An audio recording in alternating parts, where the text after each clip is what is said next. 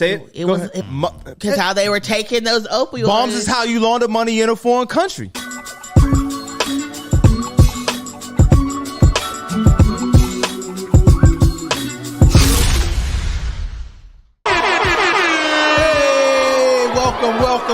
Welcome back, everybody, to This Week in White Supremacy. We're happy that you chose to join us, to listen to us, share our thoughts about what's happening in the world. A lot's happening. There's always a lot happening. It's always a lot happening, but it seems like it's definitely like more intense happenings now. Mm-hmm. You know what I'm saying? I'm just X. I'm co-founder and CEO of One Hood Media.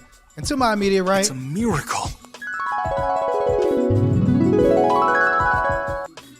Did you recut that? Because it sounds like shorter. No, I didn't touch it. It sounded longer to me. Yeah, I didn't touch it. It's your girl, Miracle, a.k.a. Big Blessing with the Big Blessing, who's blessed today with dark chocolate. So she's going to be as kind as she can today. Miracle. Okay. Feed me, make me happy. Give Miracle some dark chocolate. She won't break out her color charts. Miracle has a color chart, by the way, that is the reverse of the Family Guy color chart, where the light-skinned, the more lighter you are, the less the less desirable you are. Yes, the less okay you are. Everybody's beautiful, but you're less okay. Yeah. My brother Trouble. What I'm hearing is if you give Miracle dark chocolate, you get darker on the chart. Ooh. Okay. I like that. Okay. Your positionality may change momentarily. Okay, so clearly niggas love snacks. Yes. It's your boy Trevor on the last Never Like Supremacy, Next Level Shaman. You know, here to bring the vibes and the peace. Yes. We appreciate. We need more vibes and peace now than ever, brother. And sir, the supreme Asiatic, intelligently divine. Yes. The gorgeous gaslighter. Oh. Full-time supervillain, part-time hater. Yes. The neighborhood narcissist. For God so loved the world, he gave us cocaine. Okay. What? Excuse me, sir? I don't understand. Is that something that For God so loved the world, he gave us dope. Is that something that you use to get charged up prior to the show? Is that? He's like, I'm learning so much about you right now. Man. For God so loved the world, he gave us cocaine and Stove God Cooks, man. Well, I've been listening to a lot of Stove God Cooks. Yeah. Definitely one of the best. We just need that album, man. We need. Yo, yes. If these kitchen walls could talk, I love how like we'll have moments in the show where it's like only things me and you really understand. Yeah, right. Yeah. My favorite one so far was the Ghostbusters quote. Yes. We have an audience. They probably don't know, and really, like we said, these are intense times. You gotta laugh to keep from crying, man. Or all this stuff happening, and in these times, in times like this, thank God for drug dealing. All right. What? It just it's gonna be Stove God Cooks quotes. That's all I'm doing. I'm just gonna be out of context quoting Stove God Cooks all day. Shout out. We are One Hood Shout Media, out to the brother. pharmaceutical companies. No, we are. Well, yeah. I guess. Yeah, really. A little bit of Zyrtan, Zoloft. What I was trying to say. I hate Zoloft with a passion. What is Zoloft? It's a. Is that an antipsychotic? It's antidepressant. Yeah, antidepressant. Okay. But it's not. It's, once they said like we have to triple your dose, I was like, well, maybe I'm just meant to be unwell, and I just embraced that. Yeah. This is at these moments in the shows when I look at like Jack and Remington, like, can we edit all of this? Keep all this in because you need to see the course of our thoughts. Yeah. You need to see who we are. It paints the picture of the show. And you saw I was on my intro, right? I had my intro set up. And I did what they call it's all about you, innit? What they did a pregnant pause. I did my pregnant pause for my intro. Please don't use that word right now. And when I did my pregnant pause, this dude said something about drug dealing. Like, what is wrong? So you can't be dramatic. You can't be suspenseful. I've been working on my intros, Miracle. And I tried to create an introduction to the show. There we go. Yes. And in my introduction, I was talking about all the things that's happening in the world. And with all these things happening in the world, you need a trusted person to step into the breach and help guide us to where we need to go. What are you campaigning for? And that man who stepped into the breach is named Joe Biden. And when he stepped into the breach, The commander in chief. he asked us for $106 billion. Imagine a world. Hey, no. Imagine a world. What we need now? What we need, ceasefire, peace. What we need now? What we really need. Just $106 billion that I can take. Remember when $100 million was a lot of money? Remember them days? Yeah. There was a time in our lives where There was a time. $100 million Before inflation. was like unfathomable. Like $100 million? Like who has $100 million? Well, I'll tell you who claims to have it. The nigga running against him. Who's that? Trump. Oh, yeah. I'm just saying. But I'm now like $106 billion. Remember, this is the question, right? Yeah. Could we afford 2 wars? And apparently we can. Yes. If we just get a couple little billies. Because war boosts the economy. 106. So Biden did a grift? No, what do they call it when they stop all the television channels? An address. Yeah, an address. Yeah. A presidential address to the nation. Who pays for that? Is that in the $106 billion price tag? I mean, no, that's a legitimate question. Like, because there's advertisements that need done, right? Well, you got to, I mean, TV stations have to I don't know. pay dues. So, like, when a presidential event or address comes on, who pays for that? I don't know. But he did it from the Oval Office, and he made his case for why we need to have 2 wars and why this is a little couple of billions we can make it happen. So the breakdown of the foreign aid request, $61 billion for the Ukraine. How many do we have a total spent from the Ukraine? Can somebody Google that? Like how much? Because haven't we already sent the Ukraine like mad billions? Yeah. And it doesn't seem like there's an end to what's happened. I don't know. At least I don't know. Since the war began, the Biden administration and the U.S. Congress have directed more than $75 billion in assistance to the Ukraine. 75. So now Another 60? like 60. Like 60, bro. So now you're talking about $130 billion, right? 14 Quick maths. $14 billion to Israeli military assistance. In addition to the billion they get every year. Right. Well, I think it's 4 to 5 $1 billion every week. Well, I think it's maybe $4 billion. I don't know. I thought they got $52 billion a year and for defense. You might have to Google that. I'm not sure. I thought it was less, but I don't know. You know what I'm saying? I don't know. $14 billion for immigration enforcement. So this is like the carrot to the Republicans that he's going to take $14 billion. You're right. $3.8 billion a year for defense to help secure the border. He already a couple weeks ago he restarted building Trump's wall. Oh yeah. Yeah. No one talked about that. No, including us. Yeah, but that was well. We had other things, but like true. The fact that Biden was like, you know what, I'm gonna build the wall. I'm gonna rebuild. Right, $9 billion in humanitarian assistance, $4 billion countering China's influence in developing countries, and $3 billion for a little submarine base, a little $3 billion. C-Lab 2020. Remember C-Lab? Anybody watch C-Lab? I do not. No. So I guess, what do you all think about? I just want to know where student loan sits in there.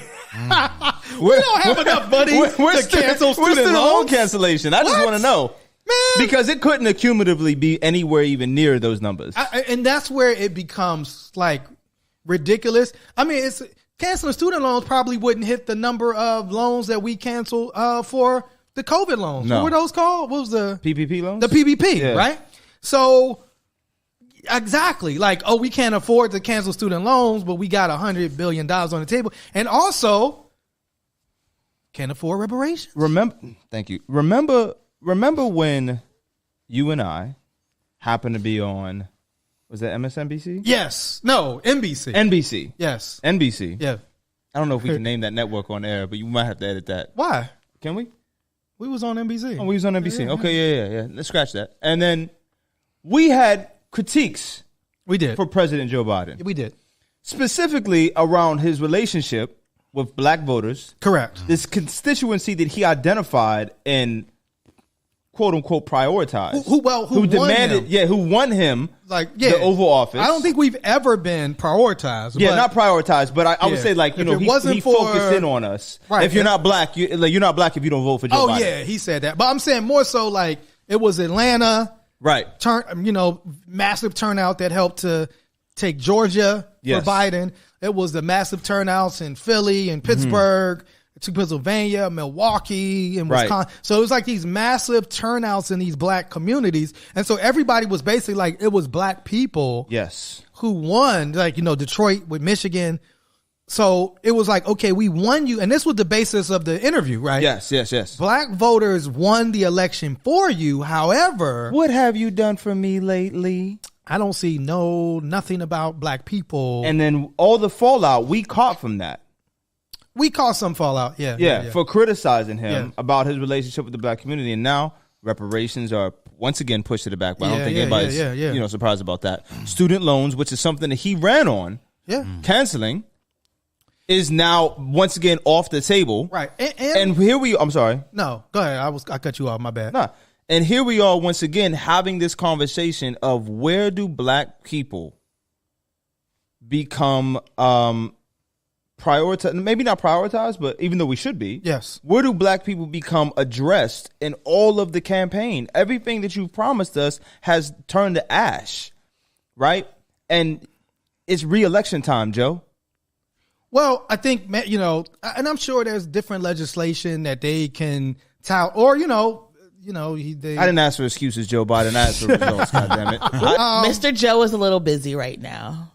Well, I mean, busy asking for $106 billion. Yeah, this money and this. So, I guess. What do you think? I mean, we're at a time now where poverty's on the rise. The New York Times just ran an article about people living in their cars. Food is higher. Gas is higher. It seems I just spent $9 on a bag of oranges.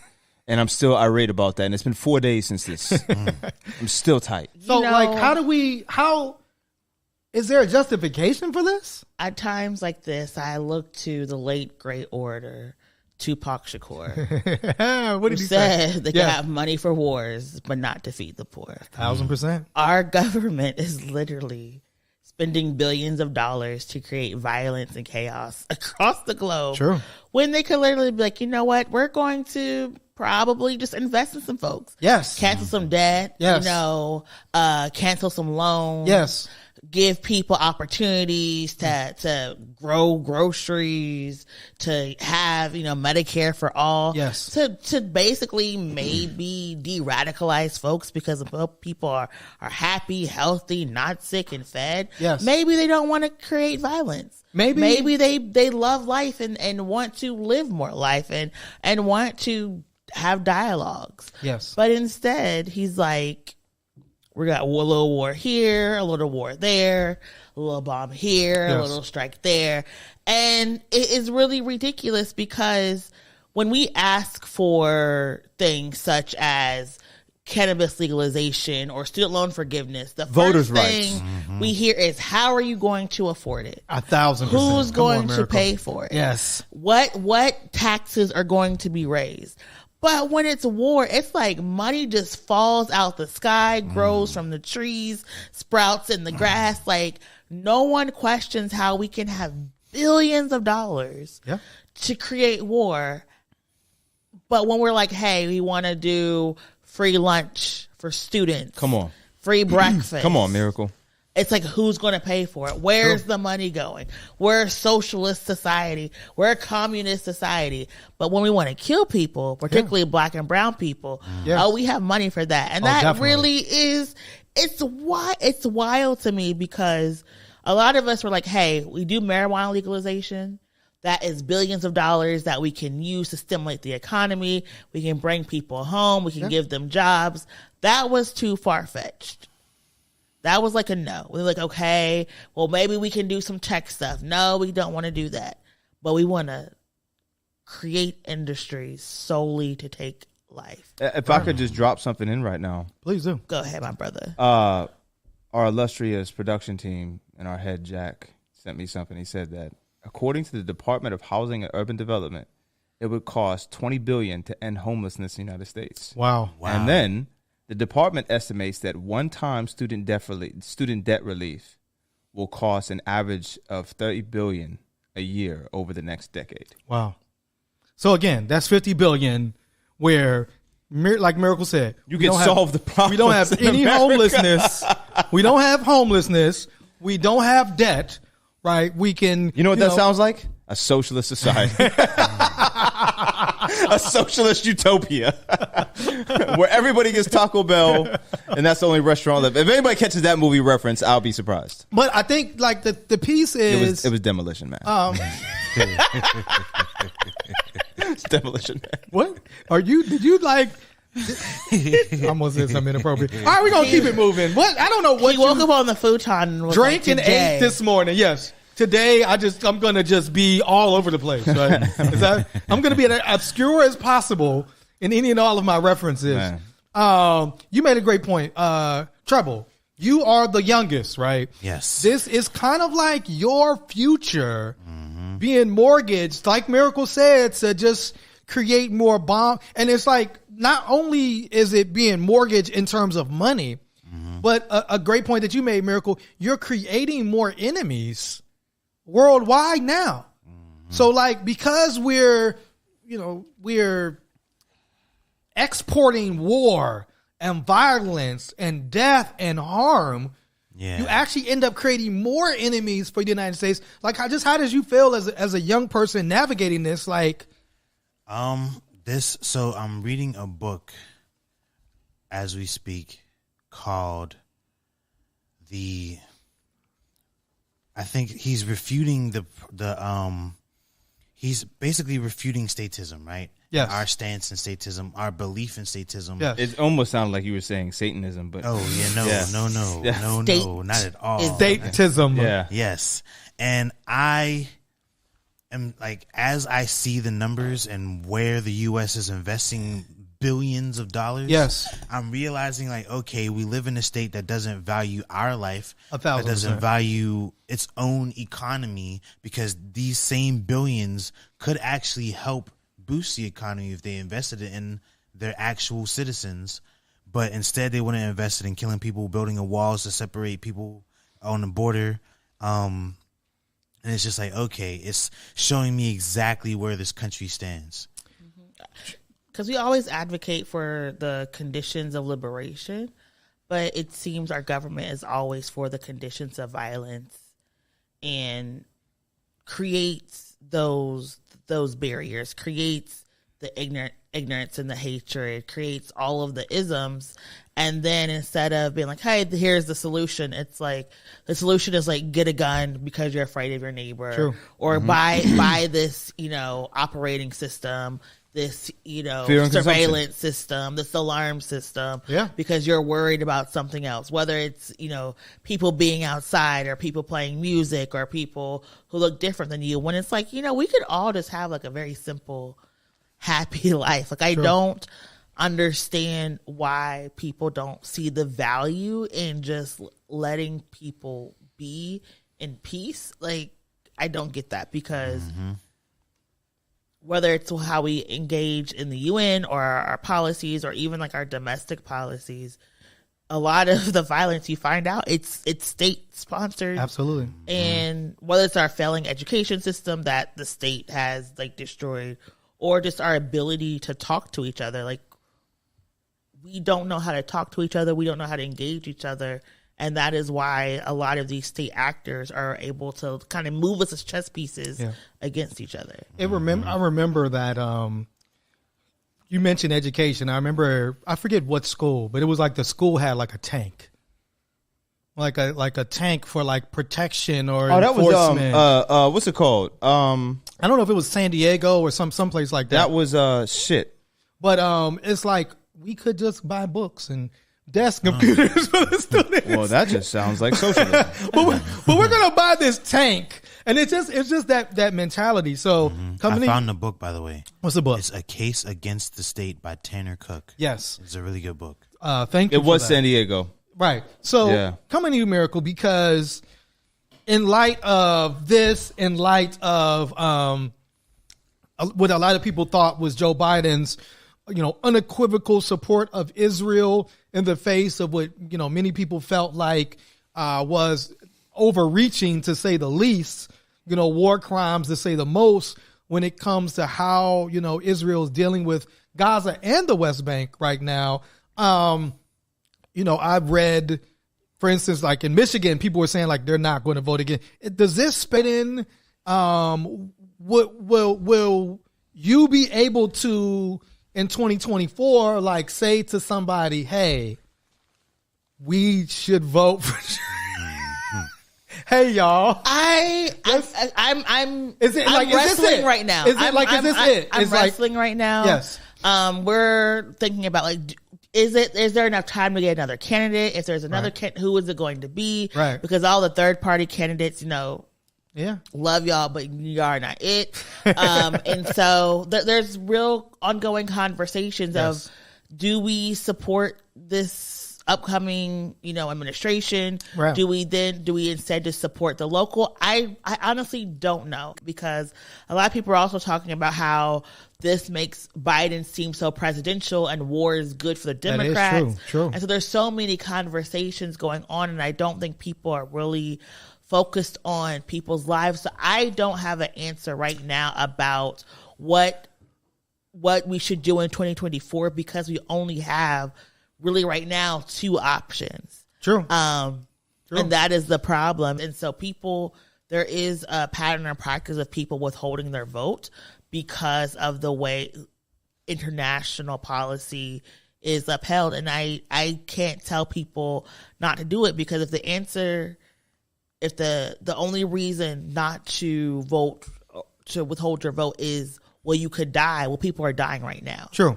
And so you're going to have to give people something to vote for. 1,000%. You're going to have a better policy. And I'm hopeful that after these upcoming days, we'll see a switch in this administration, because I don't think that people are going to be able to withstand a year of a war. And that is what the Israeli government is saying, that this may last over a year. Right. And I mean, I think we're beyond a year in Ukraine.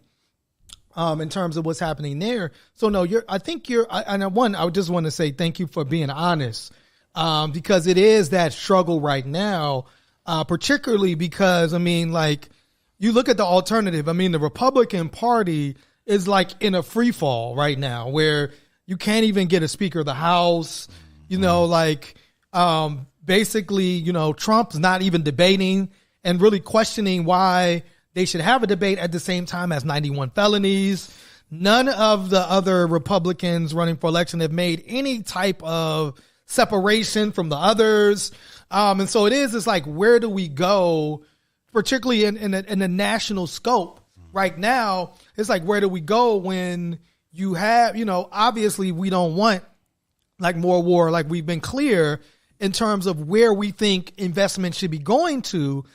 And it's like, but you're right in the sense of it's a system that only has 2 really real choices.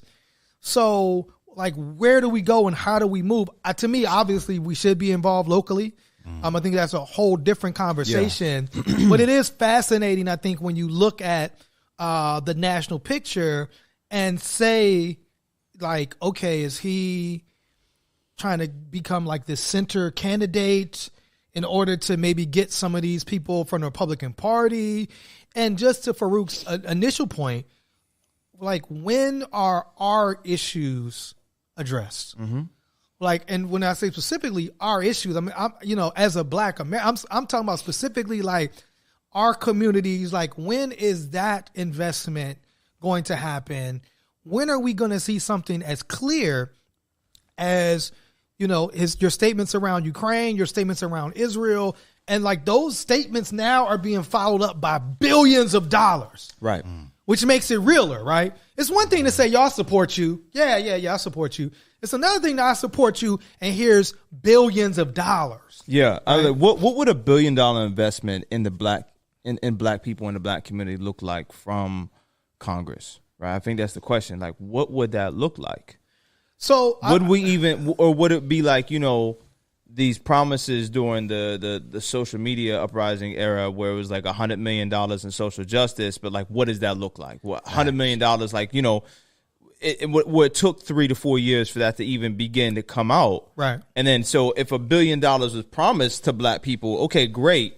But would we actually ever see it? Would it actually be released and allocated into communities, or would it all go to the NAACP? Well, I mean, I think like really probably we need to, you know, hit Ice Cube up because he had a plan for. He had a plan. He had a plan. He had a plan for black. But that's a great question, and I think like whether it be like manufacturing in our community, like places where we have jobs, some type of, you know, ability to build some type of economic corridor. So I think it's a lot we can talk about what it would look like. Soda brick out the church parking lot. Hallelujah. Is that what it would be?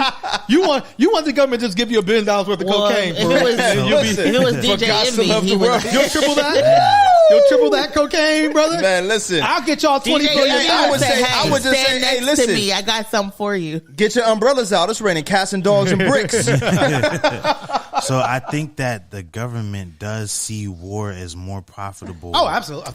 Investing in our community. I mean, the thing is, defense contracts are massive. Yes. A new bomb, new jets. Yes. Right? Opportunities to put new forms of warfare out that you've been spending money on developing. To see the efficacy of chemical warfare, of new bombs, all that. That is big business, right? That is where you go back 20 years to the War on Terror. Halliburton was a main defense contractor. Yeah. And that's, you've seen like an economic spike. You've seen, you know, a period of, I would say people were living a lot better at that point because inflation was low. You had circulation. You had things that, you know, could allow you comfort. Yeah. And a lot of that came from the byproduct of war. The American industrial complex and the military industrial complex yields benefits, and that's why America loves war. Right, and it goes into say it. It was money laundering. Because how they were taking those opioids. Bombs is how you launder money in a foreign country. Yeah. Listen. Oh, dude, you had your rap. And you got to also think about. Yeah, it always reminds me real quick when you think about like I always think about like how when the Taliban was in control of Afghanistan, they had almost eliminated the production of poppy. Yeah. Which makes heroin because as like strict Muslims, they were against that. And then when America went and like freed Afghanistan, it became and remains the #1 exporter of poppy in the world. And that's what they said. Joy come in the morning, but the plug come late night. I also think about when we were talking about the expenses of murder. Expenses of murder. But when this military is also based on the exploitation of working class Black and brown people. And that's also one of the reasons why we cannot have the good things. We was also thinking about when they were talking about canceling student loan debt. One of the Republicans, the GOP, like 14 GOP Congress people sent a letter saying if you cancel student loan debt, who is going to sign up to be in the military? Right. So you also got to think about a lot of somebody actually said that. That's crazy. A lot of these policies are put in place so that people are exploited and then become the capital that goes to other countries and destroys other countries so we can get these resources, so we can have the poppy, the oil, so we can have these surveillance contracts. And it's just like, or we don't have to live like that. Like maybe you could just negotiate whatever you want and pay people equitably for their resources. Yes. I mean, let you know, people have water. Them ESPN prices, I do 30 for 30. You know, come on, bro. I thought it was like I thought it was $5 per. You got to stop, Farouk. Please.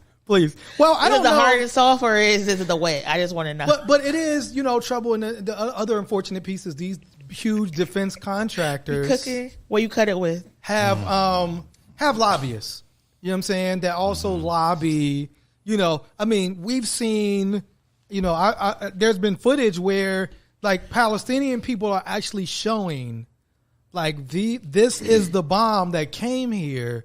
Here's the serial number, and it's American companies. That right there is art imitating life, because for anyone who's, I'm not political, I'm not invested in the war, right? Where you're exercising, I get it. However, the aspect of art imitating life, if you will go back to Age of Ultron in the Marvel universe, that's how the twins were created. That's how Quicksilver and Scarlet Witch were created. They seen a Stark bomb come to their house. Right. And they remember seeing the Stark Enterprises logo on there, which put them on a vendetta against Tony Stark. Yes. That's art imitating life. True. Like, these are things that happen to people all the time. Yeah. They see American ammunition.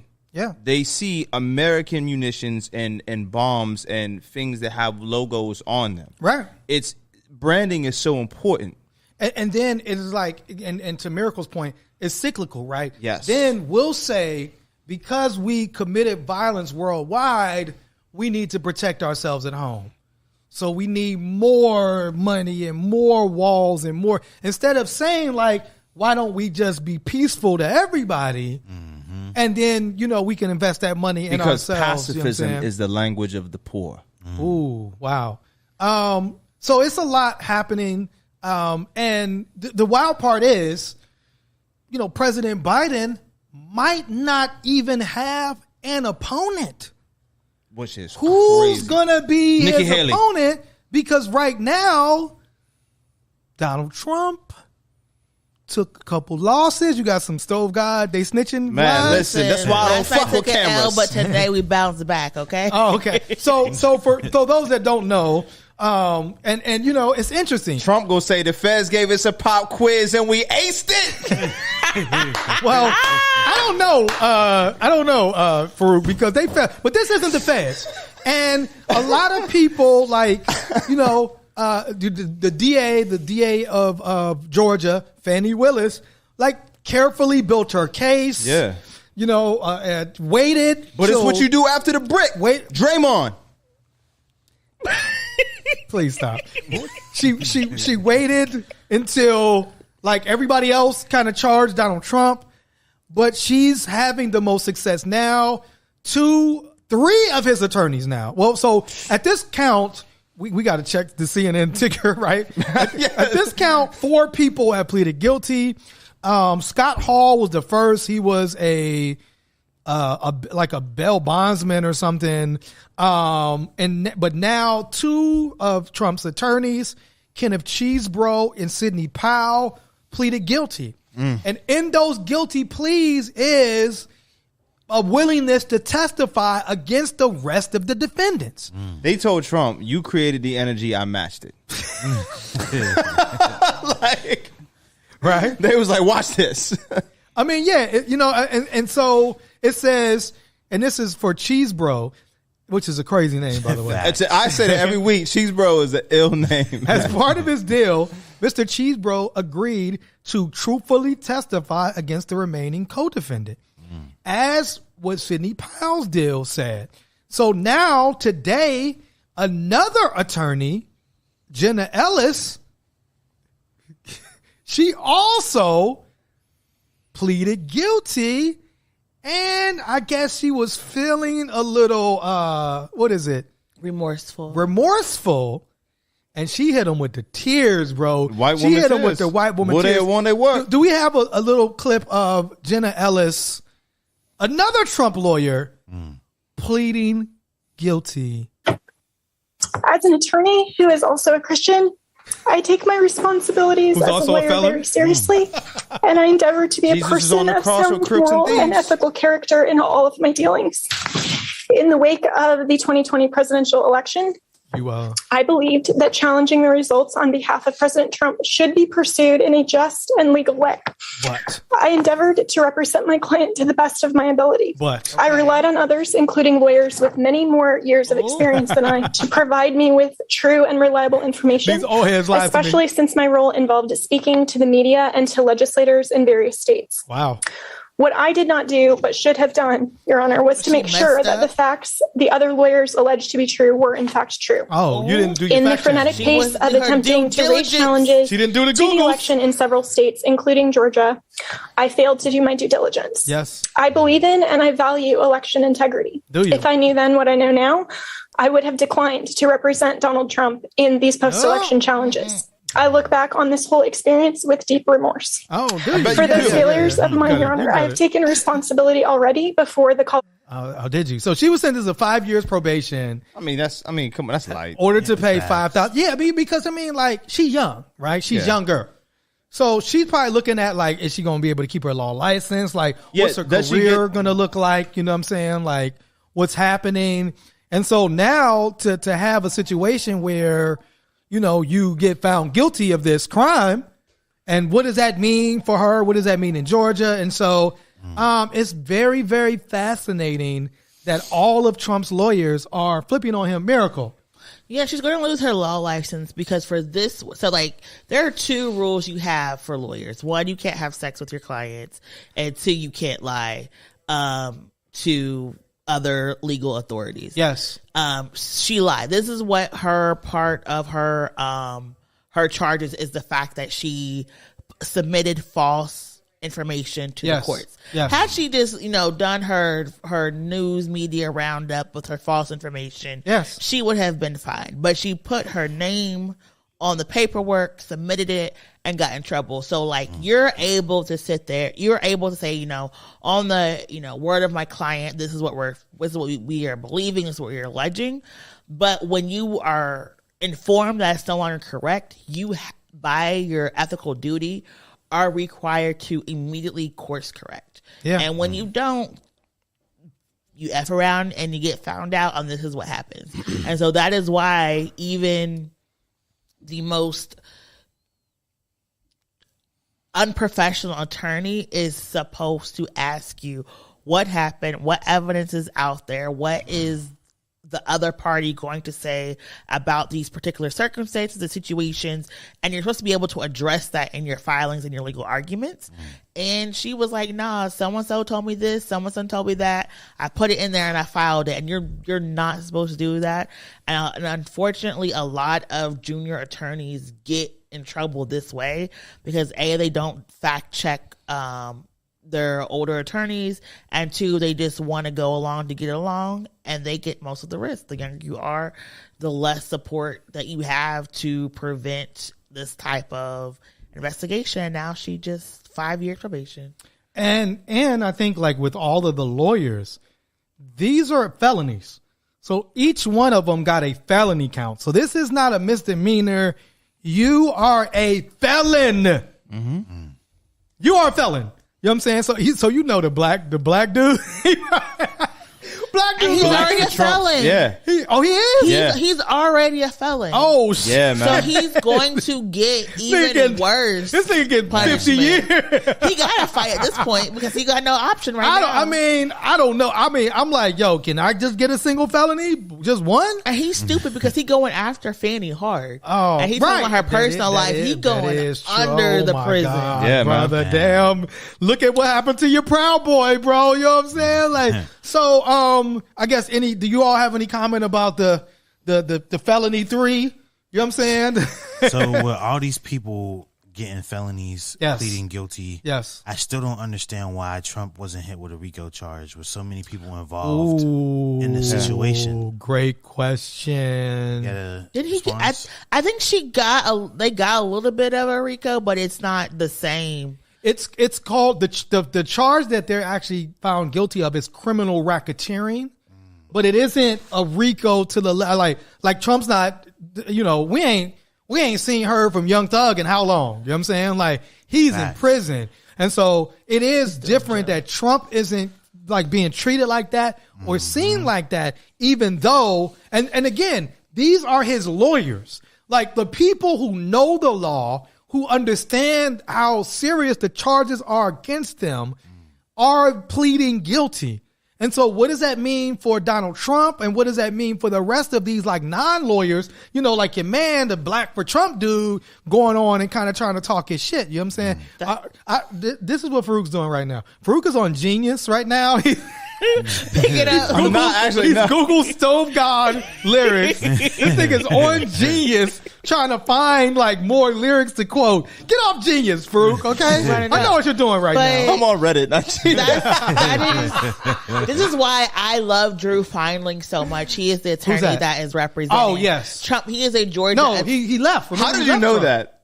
Oh yeah, because he is like one of my favorite attorneys from Georgia. Yeah. Like I have like a list of like 15 attorneys that I just like follow their filings. I guess Trump didn't have enough, or Trump wasn't willing to listen to him. So Drew Feinling is no longer representing Donald Trump. Now Trump is going in jail. Oh, okay. He's going to jail now. Now it's say Trump is going to jail now. Now it's say Trump is going to jail now. Miracle Jones has said, finally, on October 24th, because like at 12:13 p.m. Yeah, Trump is going to jail. Like, Drew Feinling is one of the premier defense attorneys in, I would say, the whole entire South. He has built up a practice because the Georgia legislature loves to put people in jail. Like, they wake up and be like, how can I incarcerate somebody today? Like, how can we put them under government surveillance? So, Georgia, you come on vacation and you leave on probation. Like, we put people in the jail all the time. And so you have to know, like, our laws we don't have a lot of like ethics, but we have like a lot of laws in Georgia. And so, they said the South got something to say. We do. You're going to jail. That's what we tell everyone. And so it's going to be very interesting to watch as all of these people go to jail, but and plead guilty. But, well, they're going on probation, but it'll be interesting to see if the people who don't plead guilty go to jail. Yeah. And it's very interesting that they are required to cooperate in the courts, because a lot of the other RICOs, like for the Young Thug RICOs, none of those people were really required to. I wonder why. To like cooperate, because they had really good Georgia attorneys. They were like, nah, we're not about to do this. So that's very interesting that's happening. But I also think Trump is cracking a little bit, because he's been trying to distance himself from people and also lionize himself at the same time. So I think he sees the writing on the wall a little bit. Well, I don't Trump know how he sees himself. He has a comment. And he gave a comment about this moment and how Donald Trump feels after. Now, this was after the first two lawyers. Well, first he said Sidney Powell was never his lawyer. And then the internet came with like mad receipts, like mad press conference where Trump was like, my new legal team made up of Sidney Powell. Like, so obviously, but he was like, yeah, she wasn't my lawyer. Yeah, but she actually was. And now these other two were definitely your lawyers as well. So Trump took a different tone when he spoke to the people of New Hampshire. Do you have that, Farouk? Because Donald Trump challenged the election. So let's put him in jail for the rest of his life, okay? Yes. Even though it was a crooked election. Do you ever know they only go after the people that challenge the results of the election? They don't go after the people that cheated. Those people are free. Those people have no problem. If you want to challenge the result of an election, they hound you. Look what happened this weekend with two good people. They hound them and they scare them but we don't get scared. We don't get scared. I'll tell you what, I don't mind being Nelson Mandela. And there I'm doing it for a reason. I'm doing it for a reason. What's the reason? What's the reason? I'm doing it for a reason. Because I'm doing it for a reason. What did they say? I'm doing it for a reason. Doing it for a reason. We got to save our country from these fascists, these lunatics that we're dealing with. They're horrible people. Well, the Nelson Mandela. Yes. Hold up. Fuck Donald Trump. Yeah, fuck Donald Trump. He said, I'm willing to be. Now, so he's basically telling us that he's willing to go to prison. That he's willing to do the time. He's building the background for his martyrdom story. When Trump actually pleads, Trump ain't going to jail. You know what I'm saying? Like, Trump in his mind he's not going to fight this and go to prison. You know what I'm saying? So it's like, but when he pleads, like, what is he going to say? You know what I'm saying? At this point, you know what I'm saying? Like, what is he going to say to his followers? Or is he? I don't know. Do you all think, is Trump just going to go down and, like, pure flames? Nah, well, what if he, makes another statement like, basically break me out of jail? Like, what if he says something like $2 million to whoever gets me out of jail? Yeah, like, what if he, you know what I mean? Like the Joker, like, you know what I mean? Like, he just totally just sets lawlessness on whatever prison they incarcerate him in. Are y'all really gonna let them take me to jail? Right. Really? Y'all gonna let them do that? And what if he says to them, what if you in jail? But what if he looks at, after they sentence him and everything, is like, do you have anything to say? Do you think this is a good idea? Do you think that, what's going to happen? They love me. Right? He threatens the judge. But couldn't they, they could also I don't know. It's so, they can't keep him away from his family. And his family still has the internet. I get, his family now, because he has the gag order now. Right, yeah. So his family is like his representative now, talking all the shit. Have Jared Kushner release a statement? I'm just saying. We ride at dawn. That would be, in this season of America. It wouldn't even be unbelievable. It would be so. Could you imagine the video of all the Trump followers and their shirts and flag capes descending upon the federal facility? This is wild, man. This is crazy, crazy stuff. But again, I don't think, some more information came out. It was an Australian businessman who basically said Trump. Rupert Murdoch? No, not Rupert Murdoch. I forget the guy's name. But apparently, his name is Anthony Pratt. He's one of Australia's wealthiest men. Apparently, he spoke to, on the federal side, Jack Smith, about how Trump was telling him about our nuclear submarines, which is, in fact, protected and secret information that Trump told this, non-American. It's like he had all of these documents, all these codes, all this knowledge that he just basically put out trading cards. Yes. He's like, look what I got today. Yes. I got a hologram submarine. It is kind of wild to watch it again. So again, and now this is who people elected. Yeah. Yeah. I was just thinking, people are are hearing this. They're seeing the charges against Trump. They're seeing how he was willfully sharing classified documents with people not even from here. Yes. Endangering the people that voted for him. Right. And still, they ride for him so hard. Right. It's like they want him to be president even more. Right. Saw a case where basically the court said he sexually assaulted somebody. Right. So he already violated his gag order twice and was fined for the gag order, right? Because there's also, they knew that was going to happen. There's also civil charges about how basically he inflated the value of his homes and everything around. So they watching this and they want him to remember the whole thing in New York, the case in New York was him, going outside of his marriage with the porn star, right?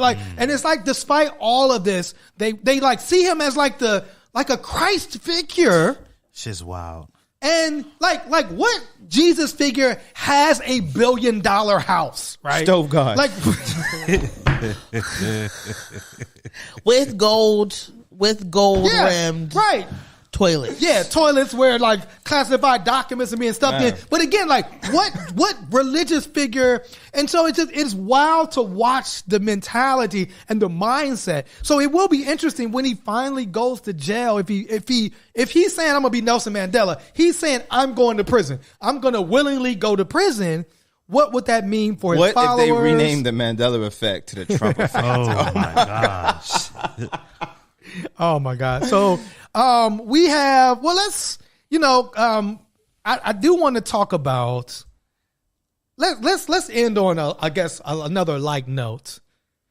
I just have one thing. Does Miracle need to get her chart out for this like note? No, she definitely does, because this is not okay, Farouk. Yeah, this is not okay. But I do think also, as we talk about all of these wars, Iran, Russia, all these places, if these are folks that Trump has been in contact with our national security secret. Isn't that treason? Yes, but also I think that we need to strongly consider how compromised we are as a nation. And as we are being... Does that mean closed borders, Miracle? As we are being baited into a war with people, if Trump has shared our national security secrets... Yeah.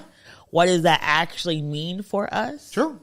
And I know people are like, why do y'all want a ceasefire? I just want to think people need to take a minute and think about that's a great point. What happens if we actually declare war on someone who knows all of the secrets about our military and is willing to offer Trump refuge and freedom from prosecution if they hold him in Russia or they hold him in Iran or if they hold him in Saudi Arabia. True.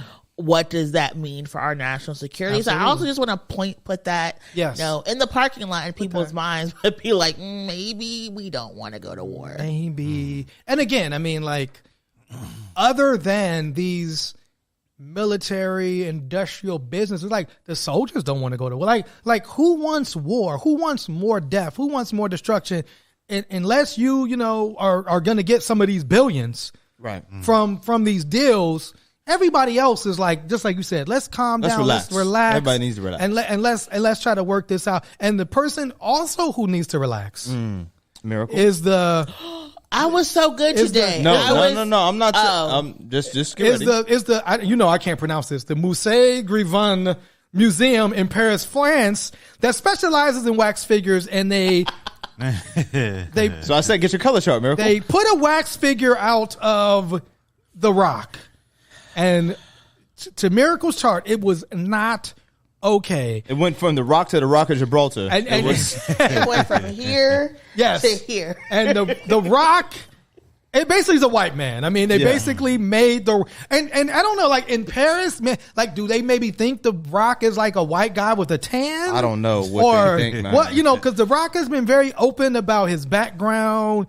His father was back in the day, was a well-known wrestler, Rocky Johnson, who was black. Black tag team champion. I didn't know he was from Nova Scotia. Who, his dad? Yeah.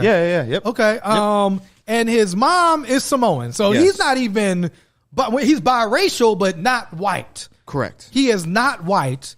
And so it almost like white people tried to like take him from us. Like, oh, of course. But Paul Mooney said that best, man. Have too much fun. White people gonna come and take me right away. So, any comments on The Rock's wax figure? Miracle, I'll start with you. The lighter something gets, the more hate you have for. I mean, would it be Paris or France if they weren't trying to steal blackness? Ooh. Like, would it be? Wow. Would it be the French if they weren't just trying to like colonize something? Yes. Number one. Number two. They already took Virgil and Pharrell. Now they're going to take The Rock. We'll take The Rock from us. I mean, the Madame Tussauds Wax Museum already has a statue thingy of The Rock in New York, where he looks exactly like him. Yes. And so I'm very confused of why this one was just so bad. I don't know if they just forgot to do the spray tan or something, so I just don't get it.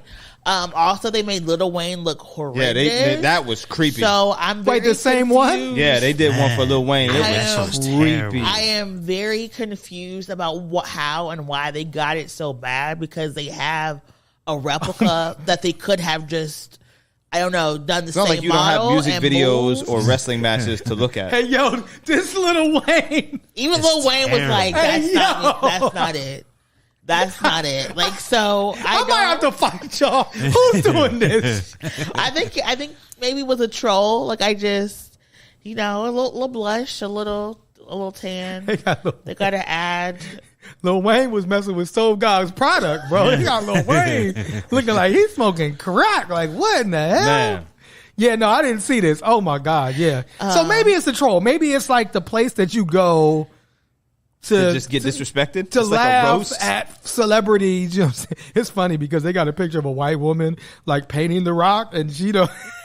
Hey, you need to dip that into the black a little bit. A little brown. Little brown. Mix the colors. Put a little brown on there, please. So I'm very confused because they're like, they already have the mold. They already have. Yes. I do believe that they're supposed to keep like the chart colors somewhere in a Rolodex. I just don't know why. Maybe like the person who was like, these are the color patterns. Or is it there either that day? I gotta stop looking at that Lil Wayne. The Lil Wayne. My God. The Lil Wayne one is very sad. I mean, they got us to talk about you. You know what I'm saying? Like, and speaking of, this is why we need books that say you are your best thing. You know what I'm saying? Shout out to this is edited by Tarana Burke and Brene Brown. This is our book of the week, our white pages. You are your best thing. Vulnerability, shame, resilience, and the Black experience. All right, there was some shame in these statues, bro. Man, definitely. Yes. Absolutely. That's the Black experience. Y'all can't get us right. You know what I'm saying? So anyway, shout out to both Tarana and Brene. So cop this book. It says a powerful, brave collection of They have an audiobook version on Black shame and healing. Essays on Black shame and healing. Yes, and stop trying to shame us with your whack statue. So any what do we have? Oh, we have, so on if you're Thursday. watching this, yes, Wednesday, we have one more day to get your ticket to see Dr. Yusuf Salam of the Exonerated Five. Absolutely. A wonderful human being. A wonderful human being. If you saw the Netflix miniseries When They See Us. Harlem City Council person, yes. Dr. Yusuf Salam. Yes. Yusuf was one of the formerly known as Central Park Five, now Exonerated Five. He is city council person elect in Harlem. So we wanted to talk to him about, not only his story, but also what prompted him to run for office. Should more socially conscious people run for office and take those positions? What does that mean for our community? This is our People, Politics, and Power series. So that's 7 o'clock, October 26th. Get your ticket. And then anything else happening on the weekend? On Sunday, at a symbol, I want to say... Yes, Sunday at a symbol. I want to say 7 p.m., but I may get to lying. So go to our Instagram, which is 100 Media. We are going to Jamila Platt is going to have her Artivist showcase. Yes. At a symbol, it's going to be a family fun, friendly movie night, so you can bring the little kiddos. They can have costumes. We'll just have some fun and fellowship here in 5 p.m. 5 p.m. Yes. 5 p.m. on Sunday. Come through. It's free. We'll have some food, and watch some film. I think it's cool, too, particularly now where, some people might be feeling a certain type of way about, having their children knock on doors. You can bring your child to a symbol. You can watch a movie. There'll be candy. There'll be some things. Have a whole Halloween experience. Absolutely. Also looking forward to spending our Halloween with CRIP, you know what I'm saying? Community Care and Resistance in Pittsburgh. They're putting together a Halloween celebration for our houseless community and family. Looking forward to that as well. With that being said, is there anything? Do we have final words? Never lose sight. Miracle? Choose peace. JG. Choose peace. What? No, I was going. What was it? No, it's GJ actually. Since I can't say it, the phrase that I said earlier. I'm gonna cut out again. Oh God. Oh God. Yes. We'll just go with choose peace, Miracle. Choose peace. We'll just go with choose peace. Choose love. Yes. The world is better because you're in it and we're here. So just have fun. Absolutely. And be happy. Yes. Eat Trouble. good food. Yes. Never lose sight. Never lose sight. And Farouk, what is your final Stove God quote? Light-skinned base runner, I'm Derek Jeter. No. With that being said, okay. Not okay. Not okay. Not okay. But you know what? You can represent for the light skins. I'm pretty sure people need someone to represent them, and you can speak. Since DJ Envy probably won't be able to do Oh wow. Man, yeah. DJ Envy's gone. You know what I'm saying? So, with that being said, see y'all next week on This Week in White Supremacy. Peace. One hood.